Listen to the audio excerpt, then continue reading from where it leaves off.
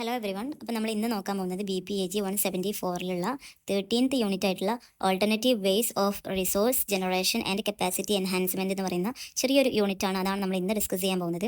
അപ്പം അതിലൊരു ഇൻട്രൊഡക്ഷൻ എന്നുള്ള രീതിയിൽ പറയുന്നുണ്ട്. അപ്പോൾ നമുക്കറിയാം ഈ റാപ്പിഡ് ആയിട്ടുള്ള ഒരു പോപ്പുലേഷൻ ഗ്രോത്ത്, അതുപോലെ തന്നെ ഇൻഡസ്ട്രിയലൈസേഷൻ, നമ്മൾ മാറിക്കൊണ്ടിരിക്കുന്ന ജീവിത ശൈലികൾ, ഇതൊക്കെ എന്തിന് കാരണമാകുന്നുണ്ട്? ഒരു സീരിയസ് ആയിട്ടുള്ള എൻവയോൺമെൻറ്റൽ പ്രോബ്ലംസ് ഉണ്ടാക്കാനത് കാരണമാകുന്നുണ്ട്. അതുപോലെ തന്നെ നമ്മൾ കൂടുതലായിട്ട് എനർജി ഉപയോഗിക്കുന്നതും കെമിക്കൽസ് ഒക്കെ കൂടുതലായിട്ട് ഉപയോഗിക്കുന്നതൊക്കെ ഒരു നാച്ചുറൽ റിസോഴ്സസിൻ്റെ ഒരു പൊല്യൂഷനും അതുപോലെ തന്നെ ഒരുപാട് വേസ്റ്റുകൾ ഉണ്ടാവാനും അതൊക്കെ കാരണമാകുന്നുണ്ട്. അപ്പോൾ നമുക്കറിയാം ഈ ഡെവലപ്ഡ് കൺട്രീസ് ആണ് നമ്മുടെ ഡെവലപ്പിംഗ് കൺട്രീസിനേക്കാളും കൂടുതലായിട്ട് ഈ ഒരു സംഭവം എക്കോളജിക്കൽ ആയിട്ടുള്ള ഒരു കൺസംഷൻ കൂടുതലായിട്ട് അവർ ഉപയോഗിക്കുന്നത്. അപ്പം ഇങ്ങനെയൊക്കെ ആണെങ്കിൽ നമ്മളെ എർത്തിനെയും അതുപോലെ തന്നെ ഒക്കെ പ്രൊട്ടക്റ്റ് ചെയ്യേണ്ട ആവശ്യകത വളരെയധികം കൂടി വരികയാണല്ലോ. അപ്പം നമുക്ക് അഥവാ എന്തെങ്കിലും പ്രശ്നങ്ങൾ എൻവയോൺമെൻറ്റിൽ ഉണ്ടായിട്ടുണ്ടെങ്കിൽ അത് ഇല്ലാതാക്കാൻ നമുക്ക് പറ്റില്ല. പക്ഷേ ഇനി ഇല്ലാതിരിക്കാൻ ശ്രദ്ധിക്കാൻ വേണ്ടിയിട്ട് നമുക്ക് പല മുൻകരുതലുകളും എടുക്കാൻ പറ്റും. അതാണ് ഈ ഒരു യൂണിറ്റിൽ പറയാനുള്ളത്. അപ്പം ഒരു ആൾട്ടർനേറ്റീവ് യൂസ് ആണ് ഇതിൽ പറയുന്നത്.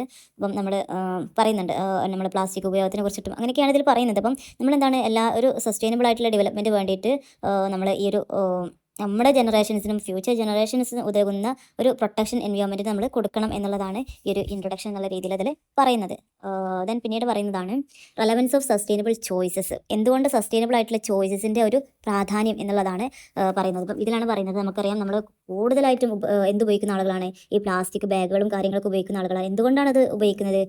ഇതെന്താണ് ചീപ്പായിട്ടുള്ള റേറ്റിൽ നമുക്കിത് കിട്ടും. അതുപോലെ തന്നെ ഇത് ലൈറ്റ് വെയിറ്റ് ആണ്, ഇത് യൂസ് ചെയ്യാൻ വളരെ കൺവീനിയൻ്റ് ആണ്. അതുകൊണ്ടൊക്കെ തന്നെ കൂടുതലായിട്ടും നമ്മൾ പ്ലാസ്റ്റിക് കവറുകളും കാര്യങ്ങളൊക്കെ നമ്മൾ ഉപയോഗിക്കില്ലേ. അപ്പം ഇത് എത്രത്തോളം സീരിയസ് ആയിട്ടുള്ള ഒരു എൻവയോൺമെൻറ്റൽ പൊല്യൂഷൻ ആണ് ഇത് ഉണ്ടാക്കുന്നത് എന്നുള്ളത് പലപ്പോഴും നമുക്ക് അറിയുന്നില്ല. അപ്പം ഇതൊക്കെ കടലിലേക്ക് ഇട്ട് കഴിഞ്ഞാൽ കടലിലുള്ള ജന്തുജീവജാലങ്ങൾ മുഴുവനും മരിച്ചു പോകും. അപ്പം അതിന് വരെ കാരണമാകുന്ന കാര്യമാണ് ഈ ഒരു പ്ലാസ്റ്റിക്കിൻ്റെ ഉപയോഗം എന്ന് പറയുന്നത്. അപ്പം പ്ലാസ്റ്റിക് ബാഗുകൾ ഒക്കെ നമ്മൾ ഉപയോഗിക്കാറുണ്ടല്ലേ. അപ്പം ഈ ഒരു പ്ലാസ്റ്റിക്കിൻ്റെ ഒരു ഉപയോഗം തന്നെ ഇപ്പം ഈ പ്ലാസ്റ്റിക് ഉണ്ടാകുന്നത് എവിടുന്നാണ്? ഫോസിൽ ഫ്യൂൽസിൽ നിന്നാണ്. പെട്രോളിയം പോലത്തെ ഫോസിൽ ഫ്യൂൽസിൽ നിന്നാണ് എന്തുണ്ടാകുന്നത്? ഈ ഒരു പ്ലാസ്റ്റിക്കും പ്ലാസ്റ്റിക് കവറുകൾ അടങ്ങിയിട്ടുള്ള പല സാധനങ്ങളും ഉണ്ടാകുന്നത് അതിൽ നിന്നാണ്. അപ്പം അതൊക്കെ ഉപയോഗിക്കുമ്പോൾ എത്രത്തോളം എൻവയോൺമെൻറ്റിന് ഹാംഫുൾ ആണെന്നുള്ളത് ജസ്റ്റ് ഒന്ന് ചിന്തിച്ച് നോക്കുക. അപ്പം 2050 ഒരു പ്ലാസ്റ്റിക് ഇൻഡസ്ട്രിയിൽ 20% വേൾഡിൽ അതിൻ്റെ ഇത് കൂടും എന്നുള്ളതാണ് ഒരു കണക്കുകൾ പറയുന്നത്. അപ്പം ഈ പ്ലാസ്റ്റിക് എന്ന് പറയുന്നത് നമ്മൾ എൻവയോൺമെൻറ്റൽ അല്ലെങ്കിൽ അഗ്രികൾച്ചറൽ ആയിക്കോട്ടെ, ലാൻഡ് ആയിക്കോട്ടെ, വാട്ടർ ബോഡീസ് ആയിക്കോട്ടെ, നാച്ചുറൽ ഹാബിറ്റേറ്റ്സിനെ പോലും നശിപ്പിക്കാനുള്ള കഴിവ് ആർക്കുണ്ട്?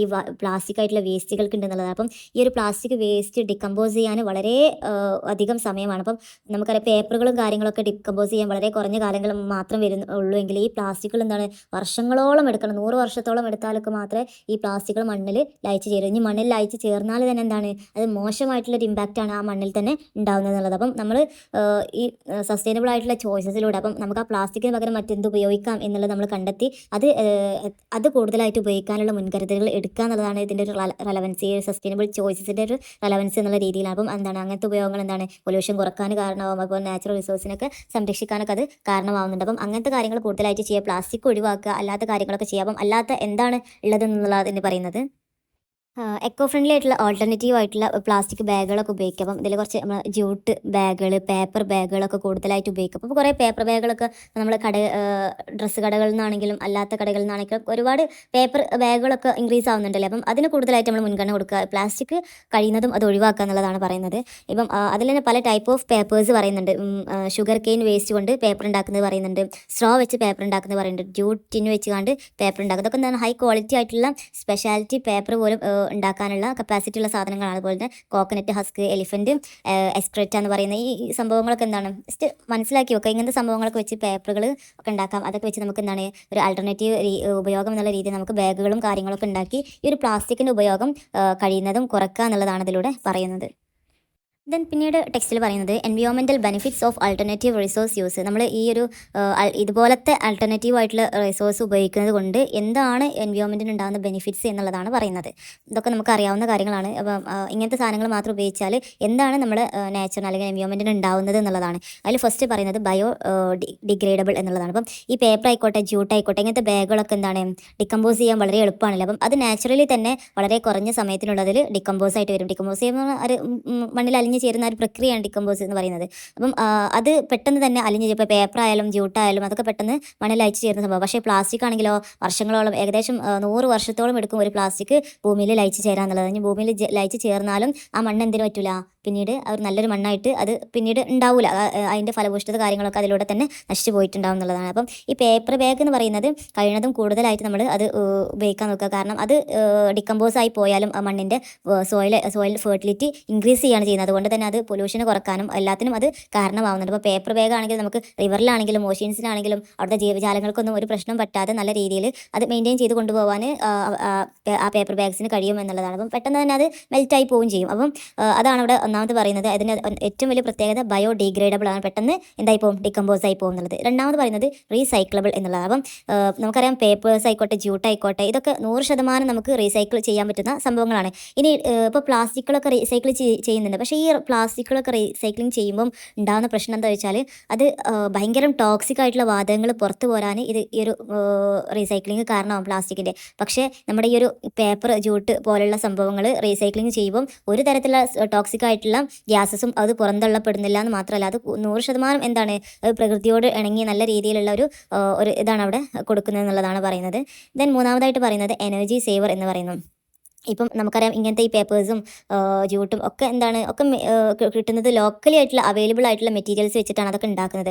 അപ്പോൾ നമുക്ക് ഇതിലൂടെ എന്താണ് ഒരുപാട് ട്രാൻസ്പോർട്ടേഷൻ്റെ ക്യാഷോ അല്ലെങ്കിൽ എനർജി ഉപയോഗിച്ചതിൻ്റെ ക്യാഷോ ഒന്നും നമുക്ക് ഇതിലൂടെ നഷ്ടപ്പെട്ട് പോകാനില്ല. അപ്പം ഈ എനർജി നമുക്ക് ഇതിലൂടെ എന്താക്കാൻ പറ്റും, എനർജി നമുക്ക് സേവ് ചെയ്യാൻ പറ്റും എന്നുള്ളതാണ്. ദെൻ പിന്നീട് പറയുന്നത് കൺസേർവ് ഓഫ് നാച്ചുറൽ റിസോഴ്സ്. അപ്പോൾ നാച്ചുറൽ റിസോഴ്സിനെ കൺസേർവ് ചെയ്യുന്നു. അപ്പം നമുക്കറിയാം ഈ ഒരു ബാഗുകളൊക്കെ എന്താണ് റീസൈക്ലബിൾ ആണ്, അതുപോലെ തന്നെ റിന്യൂവബിൾ ആണ്, ബയോഡിഗ്രേഡബിൾ ആണ്. അപ്പം ഇതൊക്കെ എന്താണ് എന്തിനെ ഹെൽപ്പ് ചെയ്യും, നമുക്ക് അല്ലെങ്കിൽ നമ്മളെന്താണ് ഈ പെട്രോളിയം മറ്റുള്ള അഥവാ നോൺ റിന്യൂവബിൾ ആയിട്ടുള്ള ഐറ്റംസിനെ വീണ്ടും ആശ്രയിക്കേണ്ടി വരും പ്ലാസ്റ്റിക് ഒക്കെ ഉപയോഗിക്കുമ്പോൾ. അപ്പം ആ ഒരു അതവിടെ കുറക്കുകയാണ്. അതുപോലെ തന്നെ എൻവയോൺമെൻറ്റൽ ഡാമേജ് അവിടെ കുറക്കുകയാണ്. അപ്പം എക്കോ ഫ്രണ്ട്ലി ആയിട്ടുള്ള ഒരു ലിവിങ്ങിനെയാണ് നമ്മൾ ഇതിലൂടെ സപ്പോർട്ട് ചെയ്യുന്നത് എന്നുള്ളതാണ് ഇതിൻ്റെ ഏറ്റവും വലിയൊരു ബെനിഫിറ്റ്സ് എന്ന് പറയുന്നത്. ദെൻ ഇതിൽ തന്നെ താഴെ കുറച്ച് കാര്യങ്ങളും കൂടെ പറയുന്നുണ്ട്.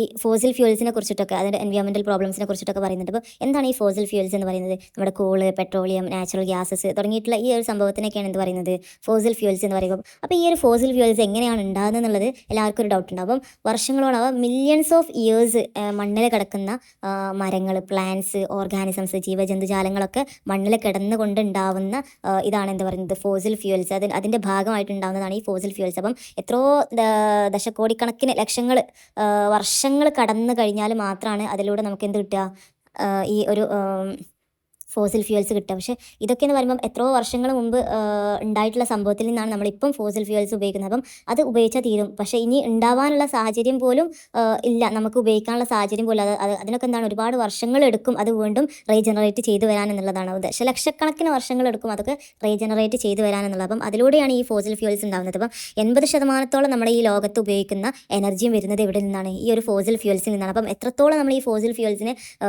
എന്ത് ചെയ്യുന്നുണ്ട്, ആശ്രയിക്കുന്നുണ്ട് എന്നുള്ളത് നിങ്ങളൊന്ന് മനസ്സിലാക്കാം. അപ്പം ഈ ഒരു ഈ ഇലക്ട്രിസിറ്റി ആയിക്കോട്ടെ, ഹീറ്റിങ്ങിന്, ട്രാൻസ്പോർട്ടിന്, അതുപോലെ പ്ലാസ്റ്റിക് പ്രൊഡക്ഷന് പോലും നമ്മൾ ഇതിനെ ഉപയോഗിക്കേണ്ട ഒരു അവസ്ഥയാണ് വരുന്നത്. അപ്പം ഇതിൽ നിന്നൊക്കെ നമുക്ക് രക്ഷപ്പെടാൻ പറ്റുക എന്തിൽ നിന്നാണ്, നമുക്ക് റിന്യൂവബിൾ ആയിട്ടുള്ള റിസോഴ്സസിൽ നേരത്തെ പറഞ്ഞതുപോലെ പേപ്പർ സംബന്ധമായിട്ടുള്ള വസ്തുക്കളൊക്കെ ഉപയോഗിച്ച് നമുക്ക് ഈ കൺസംഷനിൽ നമുക്ക് ഇതിൽ നിന്ന് മുക്തി നേടാൻ പറ്റില്ല. അപ്പം ഇതുപോലെ തന്നെ ഈ ഒരു എൻവയോൺമെൻറ്റിൽ പല പ്രശ്നങ്ങളും ഈ ഒരു ഫോസിൽ ഫ്യൂൽസ് ഉണ്ടാകും. നമ്മുടെ ഈ ഫോസിൽ ഫ്യൂൽസ് ഒക്കെ കത്തിക്കുമ്പോൾ അതിൽ നിന്ന് പുറന്തള്ളുന്ന CO2 പോലുള്ള മാരകമായിട്ടുള്ള വിഷവാതങ്ങൾ പുറത്തേക്ക് എത്തുന്നത് എന്തിനു കാരണമാവും, നമ്മുടെ ക്ലൈമറ്റ് ചേഞ്ച്, ഗ്ലോബൽ വാർമിംഗ് തുടങ്ങിയിട്ടുള്ള എയർ പൊല്യൂഷനെ പോലത്തെ പല വലിയ കാര്യങ്ങൾ ഉണ്ടാക്കാൻ അത് കാരണമാവുന്നുണ്ട് എന്നുള്ളതാണ്.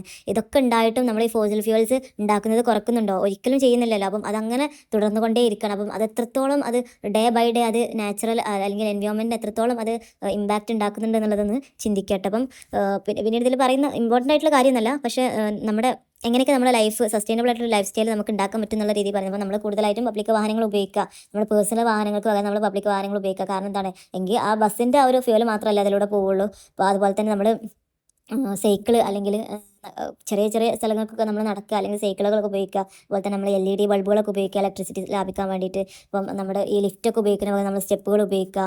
അങ്ങനത്തെ കുറച്ച് കാര്യങ്ങളൊക്കെ എനർജി കൺസംഷന് വേണ്ടിയിട്ട് കുറച്ച് കാര്യങ്ങളാണ് അവിടെ പറയുന്നത്. അപ്പം അതാണ് ഈ ഒരു കാര്യമായിട്ട് പറയുന്നത്. അപ്പോൾ എൻവയോൺമെൻറ്റൽ ആയിട്ടുള്ളൊരു ഈ ഒരു ആൾട്ടർനേറ്റീവ് റിസോഴ്സ് യൂസ് ഉപയോഗിച്ചത് കൊണ്ടുള്ള എൻവയോൺമെൻറ്റൽ ബെനിഫിറ്റ്സ് ആണ് ഇതിൽ ഏറ്റവും ഇമ്പോർട്ടൻ്റ് ആയിട്ടുള്ളൊരു ഭാഗഘട്ടം. അപ്പം അതാണ് ഇതിൽ കൂടുതലായിട്ട് നമ്മൾ ഇമ്പോർട്ടൻ്റ് ചെയ്ത് പഠിക്കേണ്ട കാര്യം. ബയോഡിഗ്രേഡബിൾ, അതുപോലെ തന്നെ recyclable, then energy saver, then conserver of natural resource എന്നുള്ള ഈ പോയിന്റുകളൊക്കെ പഠിച്ചു വെക്കുക.